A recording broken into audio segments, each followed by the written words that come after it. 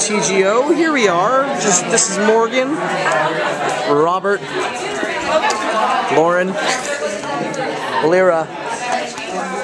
I'm your host, Nima. Oh my God. Let's start giving the golden opportunity out, shall we? My brother Joaquin has autism. Of the medications that he was highly allergic to, he ended up being institutionalized. And this has happened twice in his life, where he didn't quite fit in, and so he was forced to take medication so that he would.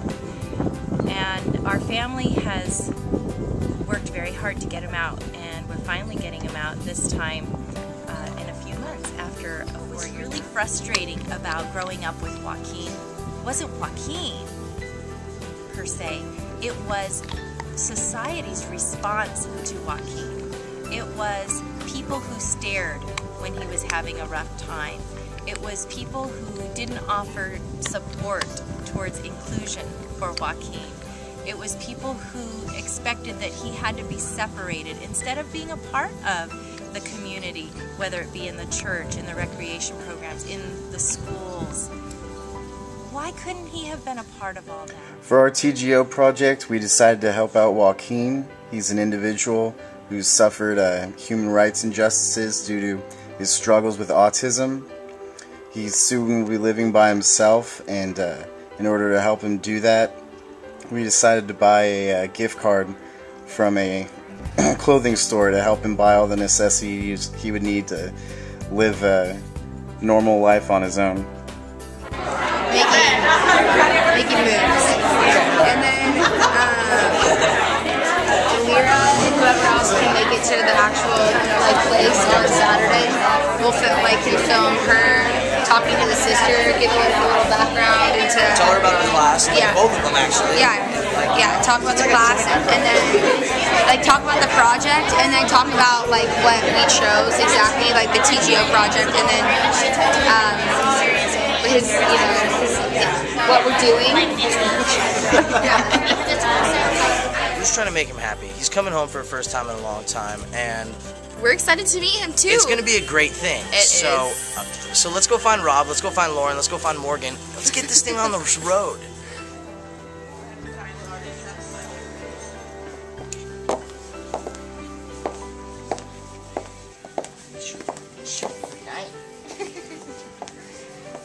How about these?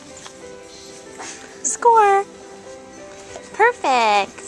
So Joaquin was really excited to hear that he was going to be coming home. He keeps saying, "Steak is coming," referring to the meal my mother has promised him when he comes home. She asked him what he wants his homecoming meal to be, and he said steak. And so for 4 years he has been asking, "Steak coming? Steak coming?"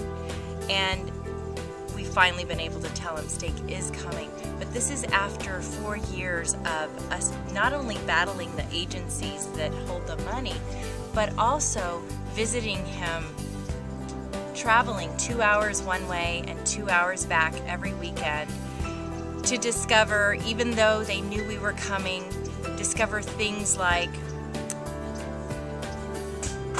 bruises, scratches, black eyes. At one point he couldn't walk for 2 weeks. He was in a wheelchair. And nobody knows what happens. Nobody knows why these things happen. I believe the people who work there are good people, but I believe that when you warehouse human beings who need a lot of support, direct support, and you have them in that kind of an environment, it doesn't allow for dignifying situations, and people do get hurt. Really? Okay, we're going.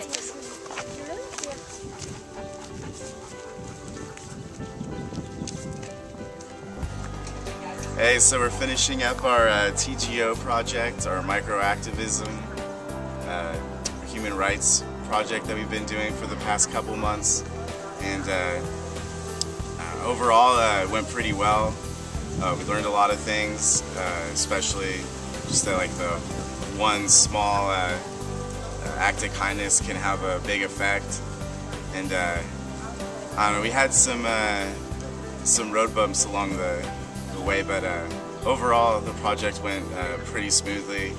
I mean, we had a couple issues with fundraising, and then we had a little bit of difficulty deciding which project we wanted to do initially, but we ended up getting it all together towards the end, and overall it was a different learning experience. It was pretty fun.